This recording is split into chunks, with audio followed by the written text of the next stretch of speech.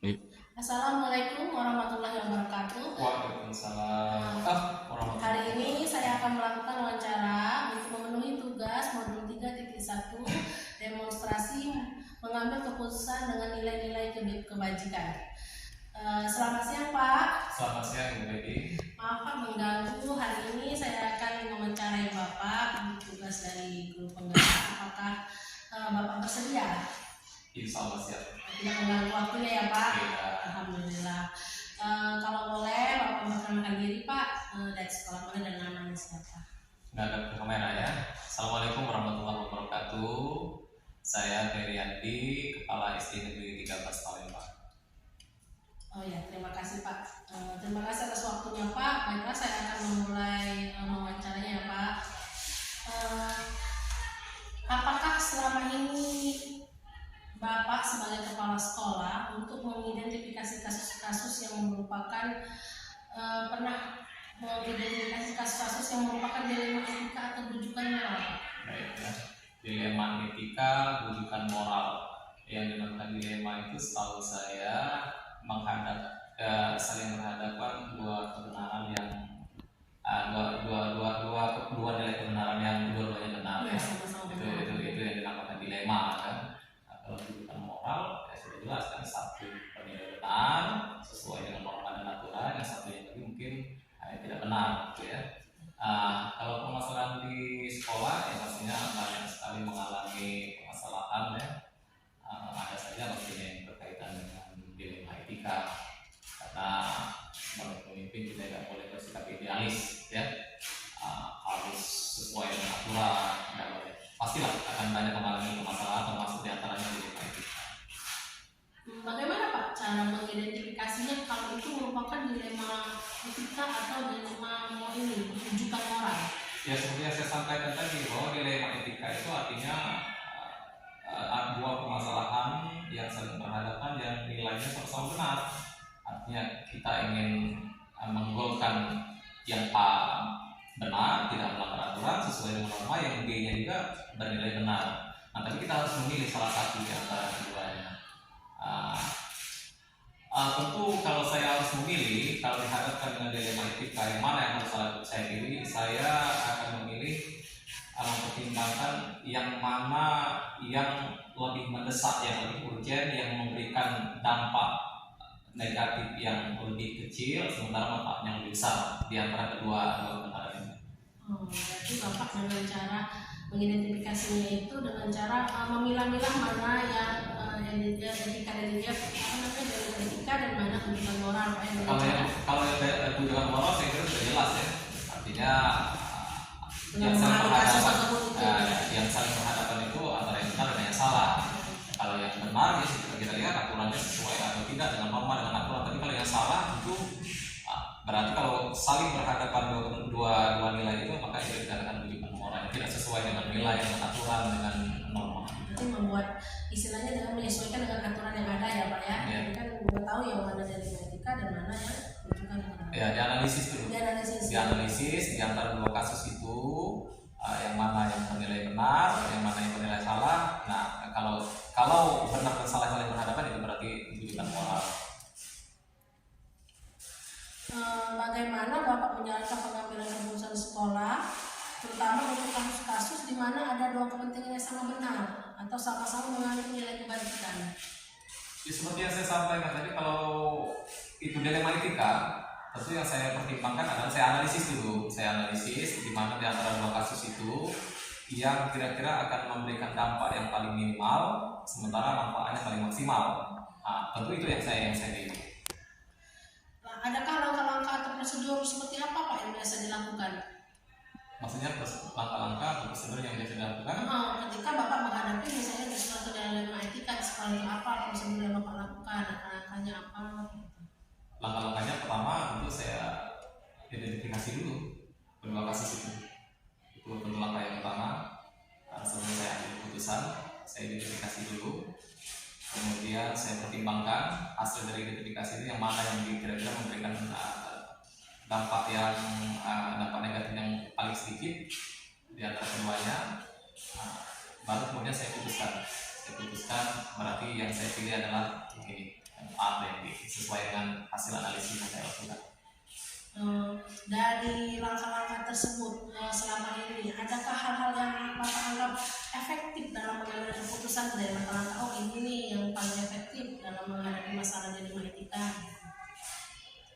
Ya, selama ini itu yang saya lakukan, jadi saya merasa bahwa itu mungkin salah satu langkah yang paling efektif, yang paling tepat di dalam mengambil keputusan dari kasus dilema etika. Jadi kita kasih dulu permasalahannya, kemudian kita analisis, kita pertimbangkan, kita banding-bandingkan, nah baru kemudian kita tetapkan. Benar tadi Pak ya, dengan menyederhanakan permasalahannya, dengan membangun kebijaksanaan tadi, mana yang lebih negatif yang lebih sedikit, dan membawa nilai-nilai positif bagi yang masalah tadi ya. Terus apa saja yang menjadi tantangan selama ini dalam pengambilan keputusan di kasus-kasus dilema etika? Pastinya dalam setiap keputusan tidak mungkin memuaskan semua pihak kan. Ada saja pihak-pihak yang tentu tidak sependapat dengan keputusan tersebut. Nah, inilah yang menjadi tantangan bagi saya, bagaimana mengkomunikasikan dengan pihak-pihak yang tidak sependapat itu, berusaha untuk meyakinkan kepada mereka bahwa ini adalah keputusan yang terbaik. Keputusan yang sudah Bapak sepakati. Adakah tak kala Bapak atau jawab tertentu untuk menyelesaikan kasus dilema etika? Apakah Bapak langsung menyelesaikan di tempat atau memiliki jadwal menyelesaikannya, atau ada prosedur seperti apa yang Bapak jalankan seandainya terbentuk di suatu 2-3 masalah kayaknya? Kalau jadwal khusus tidak ada. Tapi kalau yang berhadapan dengan dilema etika itu saya tidak bisa langsung mengambil keputusan. Biasanya saya mulai mempertimbangkan perlu waktu beberapa saat ya sebelum saya mengambil keputusan. Jadi kalau menghadapi kasus dilema etika saya tidak mempunyai jadwal khusus. Tapi tentu untuk mengambil keputusan saya harus mempertimbangkan dengan langkah-langkah yang sudah saya sampaikan tadi. Tidak ada jadwal khusus. Jadi seandainya kata ada masalahnya hari ini, kalau bisa diselesaikan saat itu diselesaikan kayak itu. Kalau bisa diselesaikan saat itu. Tapi biasanya kalau kasus yang terkait dengan dilema etika saya perlu waktu untuk menganalisis. Adakah seseorang atau faktor-faktor yang selama ini mempermudah Bapak dalam pengambilan keputusan di sekolah? Pastinya adalah pihak-pihak di sekitar saya. Mereka itu yang membantu saya dalam mengambil keputusan, terutama para wakil-wakil kan yang membantu tugas dan tugas pokok dan fungsi sekolah. Mereka itulah orang-orang yang membantu saya, yang menguatkan saya, yang memberikan pendapat, masukan bagi saya dalam menghadapi permasalahan, termasuk diantaranya yang terkait dengan dilema etika. Oke, warga sekolah Pak ya tentunya ya. Dari semua hal yang Bapak sampaikan tadi, pembelajaran apa yang kira-kira Bapak ketik dari pengalaman yang pernah Bapak temui dalam menghadapi dilema etika? Pembelajaran yang diambil pertama bahwa tidak setiap keputusan itu pastinya tidak akan bisa memuaskan semua pihak, dan kita harus yakin bahwa di antara keputusan yang kita ambil itu kita harus yakin bahwa itulah adalah keputusan yang terbaik yang kita ambil. Masalah yang pihak-pihak yang tidak sependapat dengan hasil keputusan itu menjadi tantangan bagi kita untuk meyakinkan mereka. Konsisten ya Pak. Konsisten dengan keputusan yang diambil. Oke, kalau begitu terima kasih Pak ya atas wawancaranya, masukannya. Semoga apa yang Bapak kita sharing hari ini menjadi pembelajaran bagi saya dan pengalaman saya untuk kedepannya. Baik Bapak, saya mohon izin selesai wawancaranya. Terima kasih. Wassalamualaikum warahmatullahi wabarakatuh. Waalaikumsalam warahmatullahi wabarakatuh. Assalamualaikum warahmatullahi wabarakatuh. Waalaikumsalam warahmatullahi wabarakatuh. Pada hari ini saya akan melakukan wawancara kepada Kepala Sekolah SDN 83 Palembang untuk memenuhi tugas di modul 3.1 pengambilan keputusan berdasarkan nilai-nilai kebajikan. Selamat siang Ibu. Siang. Saya mohon izin waktunya untuk wawancara sebentar tentang pengambilan keputusan. Boleh Ibu? Boleh, siap. Alhamdulillah, terima kasih ya Ibu. Baiklah, kalau boleh Ibu perkenalkan diri, dari mana ibunya, sekolahnya, dan namanya siapa? Baik, alhamdulillah. Nama saya Rizpiana LC SPDSD. Saya menjabat sebagai Kepala Sekolah SD Negeri 83 Palembang. Mau tanya umur? Cukup Bu. Apakah kegiatan kami ini mengganggu aktivitas Ibu? Oh, sangat tidak. Jadi saya sangat mendukung kegiatan terutama dengan adanya guru penggerak ini. Saya sangat mendukung. Alhamdulillah kalau begitu ya Ibu. Baiklah, saya akan mengajukan beberapa pertanyaan ya Ibu sesuai dengan kondisi dan pengalaman yang ada di sekolah ini. Baiklah, saya akan bertanya, selama ini bagaimana dapat Ibu sebagai kepala sekolah di sekolah SDN 83 Palembang dapat mengidentifikasi kasus-kasus yang merupakan dilema etika atau bujukan moral? Sebagai seorang pemimpin ya di sebuah instansi pendidikan seperti ini, yang pasti beragam kasus itu ya, itu beragam yang kita hadapi, yang kita temui. Nah, cara saya untuk mengidentifikasi mana dari kedua kasus ya, jadi di kasus itu dilema etika itu salah satu benar dan yang lainnya salah gitu ya biasanya ya. Nah, kedua kasus tersebut harus diidentifikasi secara benar agar tidak ada kesalahan dalam kita mengambil keputusan. Nah, caranya saya mengidentifikasi mana dari kedua kasus tersebut dengan memahami masing-masing kasus dulu ya. Setelah itu baru kita berkomunikasi dengan pihak-pihak terlibat ya.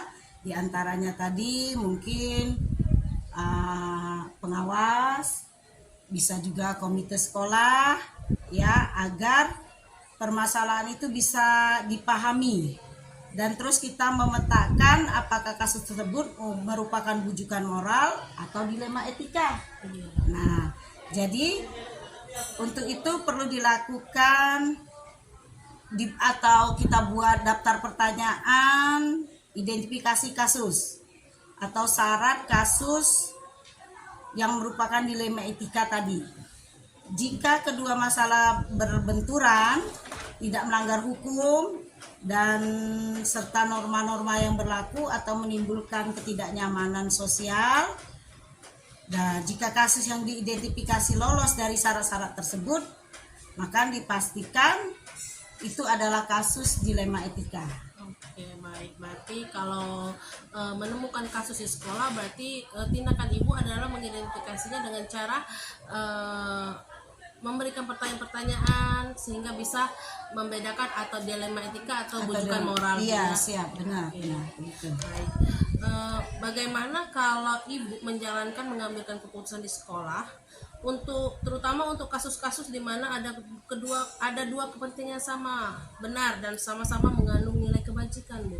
Oh, kalau untuk kasus dilema etika akan mempertimbangkan kedua hal yang sama-sama benar tadi ya, membenturkan faktor apa atau pihak mana, ya, apakah kepentingan perorangan atau orang banyak. Nah, kepentingan umum ya Bu ya? Iya, kepentingan umum. Jadi mengandung nilai-nilai kebenaran dan kesetiaan, rasa adil atau belas kasihan, ya, ataukah berdampak untuk saat ini atau seterusnya. Jadi semudah itu ya Bu ya. Jadi betul. Terus langkah-langkah atau prosedur yang seperti apa Bu yang biasa dilakukan selama ini? Langkah-langkahnya ya, ini berarti suara hati ya. Iya. Jadi nalarnya harus jalan. Iya benar, sesuai dengan hati nurani. Iya. Jadi yang pasti mempertimbangkan kepentingan, karena kita di dunia pendidikan ya, mementingkan kepentingan pendidikan, terutama peserta didik. Nah, peserta didik. Jika kasus itu berhubungan dengan peserta didik tentunya. Berdasarkan pada prinsip berpikir berbasis hasil akhir, ya. berpikir berbasis peraturan. Nah, berpikir berbasis rasa peduli. Jadi kita harus lihat ke situ. Jadi barulah tahap berikutnya baru investigasi dengan memeriksa kembali fakta-fakta dan temuan peluang. Nah, lalu kita buat keputusan. Nah, jadi keputusan ini ditinjau hingga keyakinan kebenaran itu ada, dan insya Allah dalam bimbingan Allah keputusan yang ada yang kita ambil adalah keputusan yang bertanggung jawab. Berarti tahapnya tadi Bu, dengan mempertimbangkan kasus peserta didik tadi dengan cara berdasarkan prinsip Bu ya, berdasarkan berbasis akhir, berbasis peraturan, dan berbasis rasa peduli Bu ya. Iya, Nah, benar. terus hal-hal apa saja selama ini yang sudah dianggap efektif dalam pengambilan keputusan pada kasus-kasus dilema etika Bu ini pernah Ibu temui? Nah, dalam kasus dilema etika, keputusan dengan dilema etika ini hal efektif yang saya lakukan dengan menyederhanakan permasalahan dan membangun kebijaksanaan. Oh, berarti tidak dipanjang lebarkan Bu Tidak ya. dipanjang lebar. Jadi kasus kecil diperkecil, kasus besar diperkecil. Betul. Oke. Diselesaikan secepat mungkin. Iya, tidak panjang Tidak lebar. panjang lagi. lebar ya. Apa saja yang selama ini merupakan tantangan dalam pengambilan keputusan pada kasus-kasus dilema etika Bu? Jadi kalau hasil keputusan yang diambil itu mungkin akan ada pihak-pihak yang tidak dapat menerima ya, Ya, biasa pasti, seperti itu ya. Jadi prosesnya untuk dapat memahami sebagian orang untuk secara ikhlas menerima dan menjalankan keputusan menjadi itu yang menjadi tantangan. Jadi serta kita tetap ya itu tadi istiqomah dalam menjalankan keputusan yang sudah disepakati. Ya benar. Nanti walaupun banyak berbagai aspek nih Iya. yang mengomentari, yang mengasih pendapat, tapi tetap dengan Kesepakatan yang sudah ada. karena sudah segala observasi ya dilakukan Bu ya. Betul. Terus apalagi apakah Ibu memiliki sebuah tata kelola atau jadwal tertentu dalam sebuah penyelesaian kasus dilema etika, atau langsung menyelesaikan di tempat? Biasanya tidak ada jadwal. Kalau saya tidak ada jadwal tidak ada tertentu gitu dalam ya. menyelesaikan sebuah kasus ya. Pokoknya prioritas kasus mana yang perlu diselesaikan secepatnya tergantung dari jenis kasus dan pentingnya kasus tersebut diselesaikan secepatnya. Jadi bagaimana caranya agar tercipta lingkungan sekolah yang sehat, kondusif buat semua warga sekolah. Jadi tidak ada pilih kasih ya Bu. Tidak. Kasus A didulukan kayak gitu kan. Iya, pokoknya mana yang saat itu ada sebisa mungkin kita selesaikan saat itu. Atau faktor-faktor apa Bu yang selama ini mempermudah atau membantu Ibu dalam mengambil keputusan dalam kasus-kasus tersebut? Nah, kalau berbicara faktor ini yang pasti komunikasi ya, jadi komunikasi yang baik dengan semua warga sekolah. Jadi pengelolaan emosi yang baik dan pemahaman tentang teori pengambilan keputusan sebagai seorang pemimpin, yaitu menjadi faktor yang mempengaruhi dan membantu dalam pengambilan keputusan. Jadi selalu melibatkan warga sekolah ya Bu. Yang pasti komunikasi. Dengan komunikasi dengan warga sekolah Iya. sangat membantu ya Bu, dari berbagai aspek kan kita bisa tukar pendapat ya gitu kan Bu ya. Ya. Dari semua hal yang telah Ibu sampaikan, pembelajaran apa yang Ibu dapat petik dari pengalaman Ibu dalam pengambilan keputusan dilema etika? Ada kan nih yang berkesan kayak gitu kan? Ya, kalau saya sih dalam mengambil sebuah keputusan itu tadi mengidentifikasi jenis kasusnya dulu. Jadi harus bisa dilakukan lebih awal dengan melakukan pengujian, kemudian pengujian benar lawan benar untuk dapat menentukan paradigma apa yang akan kita pilih sehingga keputusan bisa diambil sesuai dengan prinsip-prinsip yang tidak merugikan terutama siswa peserta didik ya. Sungguh senang sekali hari ini sudah bisa wawancara, bisa tukar pikiran dengan kepala sekolah hebat, bijaksana. Makasih ya Ibu. Sama-sama. Semoga pengalaman Ibu menjadi pembelajaran bagi kami untuk kedepannya. Selamat ya calon kepala sekolah. Terima kasih atas waktunya. Wassalamualaikum warahmatullahi wabarakatuh. Waalaikumsalam warahmatullahi wabarakatuh.